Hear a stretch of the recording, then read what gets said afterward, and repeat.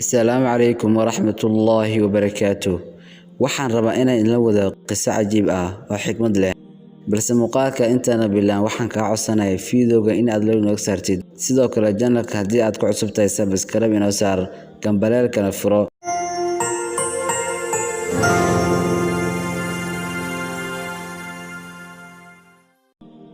wuxuu si aad u jeclaa xaaskiisii waxay haysteen 2 caruur ah wax kasta uu awoodo wuu siin jiray balse xaaskiisu marna maqsuud kuma ahayn inkastoo ninka uusan taajir ahayn haddana wuxuu la wadaagi jiray wax kasta uu heli karay hadduu u soo iibiyo dhar waxay ku oran jirtay waxaan waa wax liita oo mar hore laga baxay.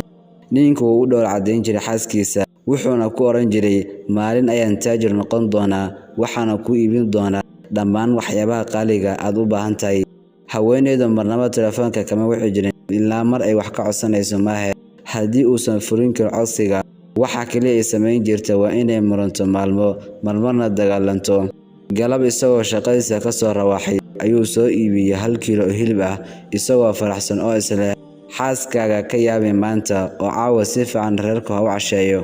markii uu gaaray guriga oo uu xaaskiisa tusay ayay tiri nin baad sheeganaysaa oo 1 kiilo hilib ah guriga keenaysaa nasiib baa taal iyo wax kale oo lagu daro kadibna banaanka ayay ku tuurtay hilibkii.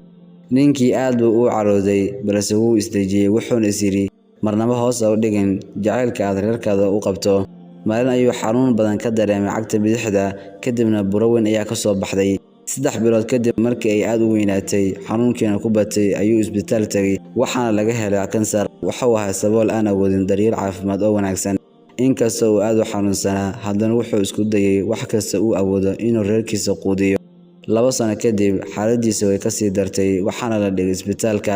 lugtii ayaa qalin lagu sameeyay oo laga jaray laakiin nasiib darro waxay ahayd xilli dambe fayraskii wuxuu saameeyay jirkiisa oo dhan. wuxuu u yeeray xaaskiisii si uu la dardaarmo wuxuuna ku yiri xanaane oo daryeel caruurta waxaan dareemayaa inaan adduunkan ka socdo allah ha idin dhowro. wuxuu naafsaday tiis ugu dambeysay wuuna geeriyooday. haweeneydii iyo 2diisa caruur waa ooyeen. 2 bilood kadib ayay xaaskiisii booqatay qabrigiisii way ag fariisatay iyadoo la erayadan jacaylkay wax kasta oo wanaagsan waad ii samaysay waxaad ila dhaqantay si sare laakiin wixii kaliya aad iga helaysay waxay ahayd muran iyo dagaal aan dhammaad lahayn. marnaba ma garowsan muhiimadda iyo jacaylkaaga ilaa hadda aad inaga tagtay. goortii aan noqday qofka laga rabo cuntada dharka biilkii waxbarashada iyo waxyaabo kale oo badan waan xasuustaa goortii aan tuuray kiiladii hilibka laakiin hadda ma hayo xitaa nus kiilo meel aan ka helno. dhammaantiin waxaan tabaynaa maqnaashahaaga hadda. gabadhaad yareed oo hilma joojiso iyadoo i weydiinaysaa aabaheed allah ha kuu naxariisto. had iyo jeer ku qanacsanow oo ka mahadceli wixii lagu siiyo hadday yar tahay ama weyn tahay.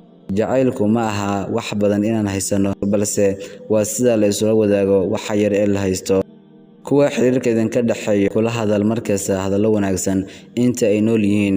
qofna ma garanayo xilliga uu dunidan ka tagayo. marnaba ha ku ciyaarin dareenka qofku jecel ha dhaawicin qalbigooda sababtoo ah hubaashii maalin intaad soo baraarugto ayaad garan doontaa inaad dayaxa weyday kolkii aad xidigaha tirinaysay.